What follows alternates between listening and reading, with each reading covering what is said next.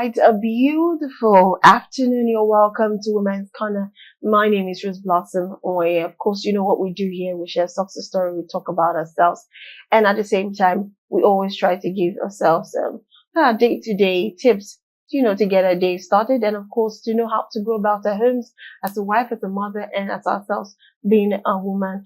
Well, you're welcome to the show. I have my co-host with me. Gratitude. How you doing? Good afternoon. Good afternoon, Blossom. How are you doing today? I'm doing good. Happy Independence. Same to you. You look good. Thank you.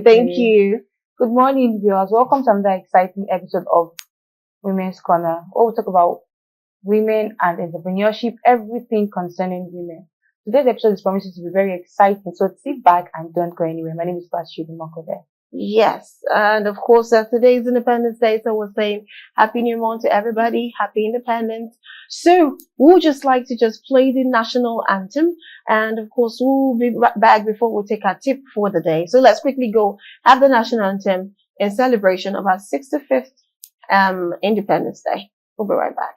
Right, welcome back. Yes, you're still watching Women's Corner, and of course, like I said, it's Happy Independence Day to every Nigerian out there and all over the world, wherever you are. If you're a Nigerian, that was for you. Well, today we'll be talking about women in politics with amazing. She's also a politician. But before we introduce our guest properly for you right now, let's go for a break and a tip, and then we'll be right back into the studio to discuss with our guest via Zoom. Stay with us, we'll be right back. Right, welcome back. Yes, you're watching Women's Corner. If we have our guests, Olushola, please can we bring it up on the screen? Oh, yes. Yes, we have a guest right there sitting, and she's looking good. Mama, how you doing? Good afternoon. I'm good. Happy Independence Day, Rose Blossom. Same to you. Thank you very much. Well, that is Olushola Agbalu. She's a politician and a professional accountant. So we'll be talking about women in politics. But the first thing I would like to ask her is, how did you, what made you actually decide to go into politics? Because a lot of women run away from politics because you always hear politics is a dirty game. So how are you able to find the courage, to go to the grassroots, be part of the politicians, and of course projecting, what you need to project as a leader, which is the right projection from you. And of course we have the other type of politicians who we know play the dirty game. But first, how did you get to join how did you become a politician? My interest I developed interest in politics when June 12 was annulled in 1993, because we all voted, regardless of tribes and religion. We voted for one man. We loved him. What we believed is the one that can make things happen, and the person of Chief MKO Abiola, because he was a very generous person. So when the election was annulled, it was painful. So I joined the movement of those protesting here and there, going to bus stop and all that. So I have interest in politics. Then I began to listen to people that it's only democracy that can save the country, that it's not good that the armies should go to the barracks. Then when I was also in secondary school, I remember 1979 when Shehu Shagari also came into power. I developed a bit of interest, but the interest got deeper after the annulment of June 12. So after the annulment, then we have Shonekan be installed as the interim head of state or president. Then Abacha, the military, also took over from Ernest Shonekan. So I began to have interest in politics. I began to develop interest. So fortunately, in 1999, we have this voting that brought in General Olusegun Obasanjo. So I joined the local world where I lived in Abule Egba. at that time. I was still working, so I can't contest for any election. So from there on, I begin to follow up with all the political leaders that I was following up. I was following up, most especially President Bola Ahmed Tinubu and other ones too in Lagos State. But in 2008, my dad, I'm from Ogun State, I'm from Yewa South. My dad told me it is better for you to do politics in where you were born, where your parents are from. So I had to join Ogun politics in 2008 when late General Oluri was also vying for governorship in Ogun State. So I was deeply involved. So since that time, my interest has been in politics. I always want to know what is I always want to know how legislation is being done and how political leaders are taking political decisions that actually affect the people. I am passionate about it till date. So it's my interest, it's my passion. So, but I was still working. So when I exited uh, civil service in 2013, I now become a full-time politician, getting myself at the grassroots level. And I have contested twice for State House of Assembly in my local government. But I wasn't given the ticket, but I did not relent my effort. I still continue, which I still continue today. Okay, well, I love that, having to join to politics at that period. Well, it's something that a lot of people have fears, but sharing your story, I'm certain a lot of people now will have the boldness to want to go into politics. Now, let's talk about women in politics. Do you think there's always a gender inequality issue when it comes to a woman staying in politics and being true to herself and also to her people that she's about to lead? Well, like we have gender inequality in every profession in Nigeria. So also is very deep in politics as well. Men believe that only men can do it better and that women are better in the kitchen. But unfortunately, in politics, when you are going for campaign, you can't actually mobilize people. Women are great mobilizer.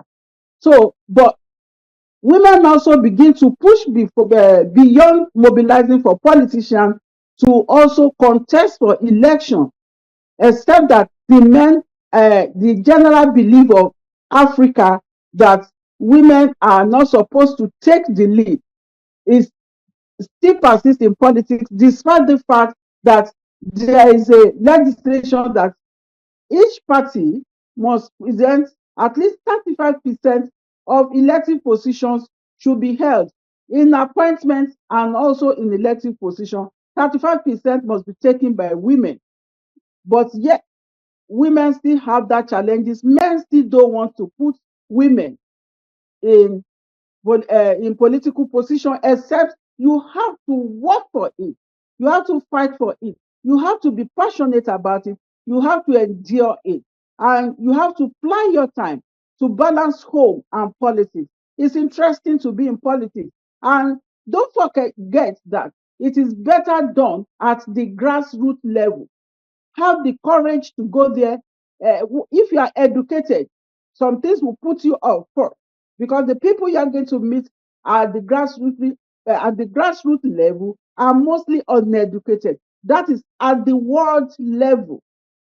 At the world level, and is the most interesting place to start politics from, so that you can know the nitty-gritty of politics and also to meet up with the leaders, know what they want and how to follow up with them. But women still need to do a lot. We are trying, but we won't relent our effort in pushing so that we also hold important position like becoming vice president of the nation, president of the nation, and governor of the nation.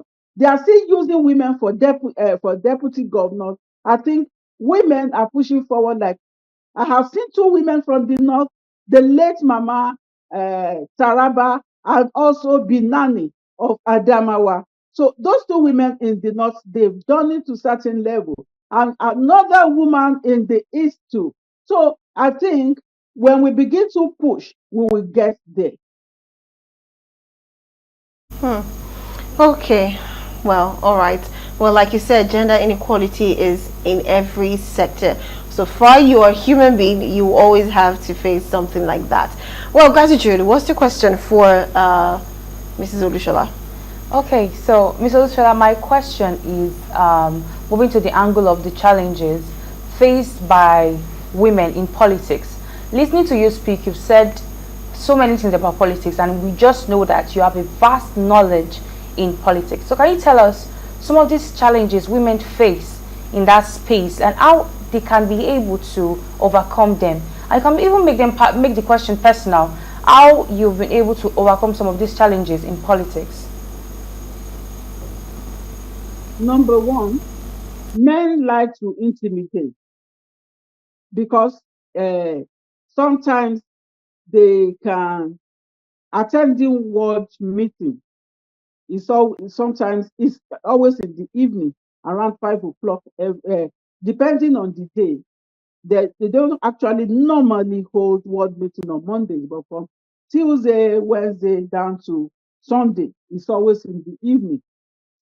Sometimes if you don't attend those meetings and there's going to be any position to be given to you, they might be thinking that they don't see you at the ward meeting, but ensure when you are not going to be available, you let your leaders know.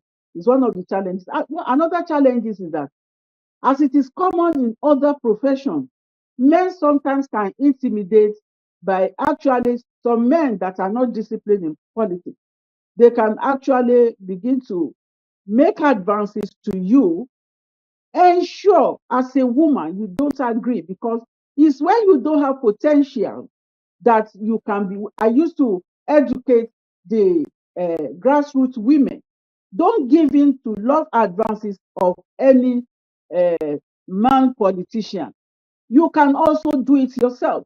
Be at the forefront. What they can do, you can do better. And all that you fight for a position, even if it is local government ESCO, ward ESCO, state ESCO, you can do elective position. Ensure you do something. You have money for election. Even it does not really matter that you must have millions. Make your intention known. Have money to buy form, and usually the form for elective position is always reduced at 50% for women. Make attempt. Don't let anybody intimidate you that you can't do it. Men like to intimidate women. In fact, they will tell you, oh, it's a woman, she cannot do it. When they are going for their meeting at odd hours, sometimes they can hold meeting till 11 p.m. till 10 p.m. Sometimes during election, 12, you are still going from house to house canvassing. Ensure you participate. After you go for night vigil. But the most important challenge is that ensure as a woman, if you are married, ensure your husband uh, gives permission, and ensure you secure your husband understanding, because some men may not understand. And I won't advise anyone to sacrifice marriage and children upbringing for politics. But if you have understanding husband, it's always very easy for you to make it in politics, because it's not disturbing you that you should go for meetings. Ensure you are hardworking. You also have what we call in politics second address. The second address is that you have other professions that you are engaged in.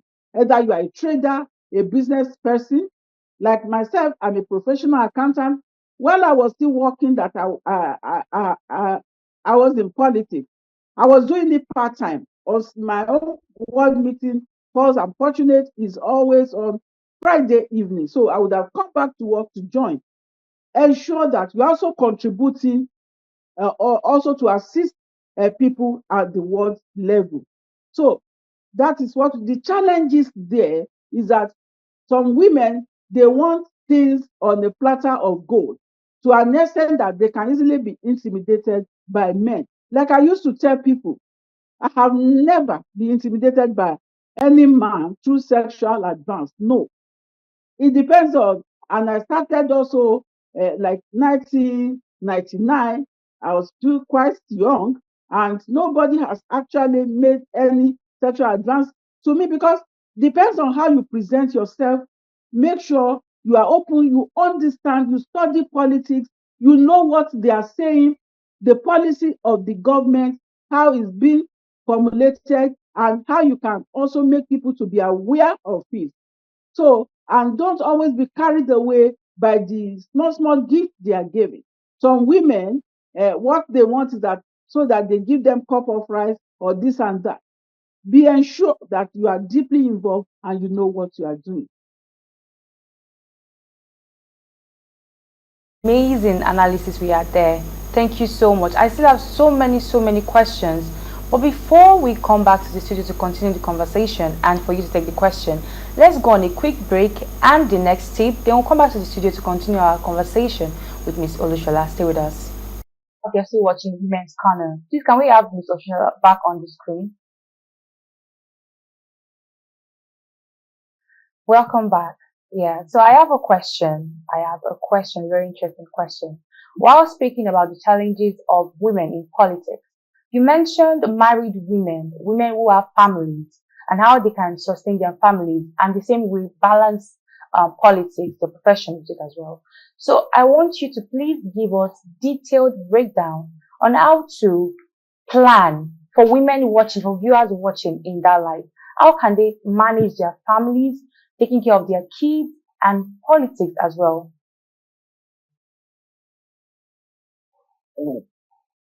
Thank you. It's very simple. It's also complex. But the most important thing is secure the permission of your husband before you take that step. If you have understand, if you're lucky or you're blessed to have understanding husband, you have won 50% of the battle. Then ensure you have someone on ground if you are not going to be around. And for instance, I told you, ward meeting is always in the evening. If you are working or you are doing, if you are not working for government or for company, if you are doing your business, it's very easy. It's in the evening around 5, and it's always 1 hour or 2 hours. So if your kids are small, you can't leave them with someone, you can back your kids or take them to ward. Nobody will send your kids away if you take them to ward. We don't have witches and wizards in the world that will eat your children or harm your children. Some people, when they say you are politicians in Africa, in Nigeria especially, they think, oh, these are the people that they are juju people, they are people with extra power, evil power. No. You can take your child, you can back your child, take your child to the ward, you attend the ward meeting, you deliberate, you join them in all the deliberations at the ward meeting. Then you come back home. When during the time of campaign, you need to get somebody to stand by at home. You can't take your kids to campaign because campaign ground is always very rough. You have somebody on ground. When you are going for campaign, you dedicate during campaign period. Ensure that if you are doing business, that's one of the sacrifice. That business will have to be put aside during that time because campaign is always every day or every other day. So you get somebody on ground and ensure that you are very proactive and you are well organized. Ensure you have your deep freezer to buy your food, you cook, you keep, so that when you come back from the campaign, you come back from campaign in the evening as well. You can cook for your family, you can look after your children, you can actually balance it. It's very, very, I said it is easy, but the complexity of it is that if your husband does not allow you, it's very difficult. except, and I can't advise any woman that you are leaving marriage or you are leaving your children for politics. I can't. But some people who really have passion for it, they can do that. It gets into their head. They can go crazy about it. I don't advise that. Whatever you have passion for, consider your family first and your children. Because if you have political power and you don't raise proper children, it's still your disgrace. Nobody will respect you in the society. So what I will say is that be an organized person, just like career women also do. You have to balance home, get somebody. We see, if you don't go and employ house girl somewhere who doesn't even know how to do things, you are the one that will teach. You can as well, sorry, employ matured women, living nanny, matured women. I remember when I was still working, when I was at the power center and I was raising my children, I always have matured women that they are taking up to half of my salary per month at that time. But by the time I came into politics full time, my children are already grown up. So I don't really need anyone to look after them. They are in school, or even if they are at home, they can do things by themselves. They can even prepare food for me before I come back from campaign. And usually I live in Ojodu, Lagos, where I do my politics in Yewa. So during campaign, I move, I pack aside my practice and whatever I'm doing, I'm at home fully in Ilaro to attend the campaign and do it. So that is how you can balance it. No, 50% of the battle is won by getting the cooperation and approval of your husband. You've won 50%. Another one, ensure you have somebody matured, living nanny that can look after your children and ensure you participate at the ward. If your children are still small, like 2, you can back your child, you can carry your child, you go to the ward, you sit there and deliberate and plan. But during campaign, you can't take children there. And that is how you can balance home and politics. It's very, very possible. There is nothing like, I don't have time. Women too, they have not shown they have interest in politics, but they don't have that courage. And sometimes husbands don't allow women. Why we have so many women in politics. In fact, large number of women in politics, but some that have interest, they still don't want to join, especially the educated ones. I want to employ the educated ones. They want a place, because if you go to the ward, it may not be too hygienic. It's not like office or your very neat shop. You sit down with them, because those are the people that you can learn from them. Some people, they are afraid. When they go to work, they say maybe somebody wants to harm them with juju. I want to tell you boldly, there's nothing like that. I don't do more than prayer. I don't go to anybody, even not to eat to any woli or to any pastor. I do my prayer. You fortify yourself with prayer. You go to them, be passionate about it. But maybe because I have interest, I have passion for it. And don't always see politics as dirty. I want to employ the educated young people to come to politics, so that it won't be the job of uneducated, those who are in the market. Those who are in the market, they are being coerced into politics, and most of them like politics more than the educated people. And we need more of the educated people in politics, especially the young people.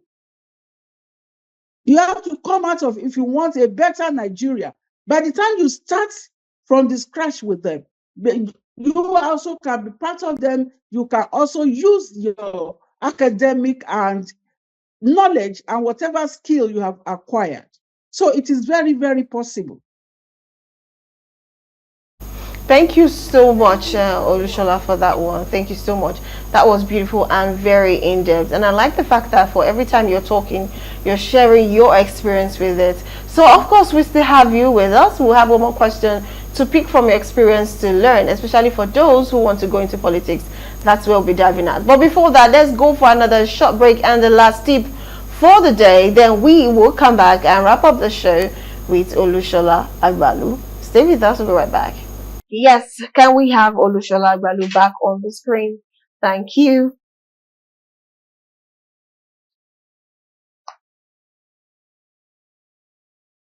Can we have Olushola back? Oh, I hope Olushola has not left. Well, if she has, well, I think she has said enough. I wanted to ask her, from my experience of being a politician, what are the things that she would tell ladies or women never to try if they want to remain in politics and have a clean slate? But it's unfortunate that we can't have her because I guess she's locked up. Well, she was joining us all the way from the UK. So somehow I feel like the network might be a little bit terrible because she was also telling me, I hope the network would work. Well, anyways, well, she's calling me right now. I guess she has signed out already. But anyways, I think we'll just wrap up the show. There's not much to talk, but the only thing I will say is if Olushola Agbalu can do it, then you can do it. So women should please go back into politics, join politics. If you need questions and you want to even get the contact of this particular guest that was on the show, you can go to our comment section and indicate. And of course, we will get back to you with her contact. So you can ask, how can you be involved in politics? I've had a lot of friends that, I've pushed into politics. I'm not in politics because basically I don't have so much time on my hands, but I always advise them, just join your local government, your area, your community, be involved, get to know these people. And a lot of them are taking to my advice. So I think it's a good thing. It's a good thing if women go back into politics. Well, we'll be wrapping up the show. It's been a very great moment with Olushola Agbalu. Thank you, Ma, for joining us. Thank you for taking your time to be with us on the program. We love you. And thank you, all our viewers, for joining us on the program. We'll be seeing you pretty soon on the buzz. We'll talk about what's buzzing and trending on social media. Until then, have a lovely day for yourself and happy Independence Day once again. Bye for now.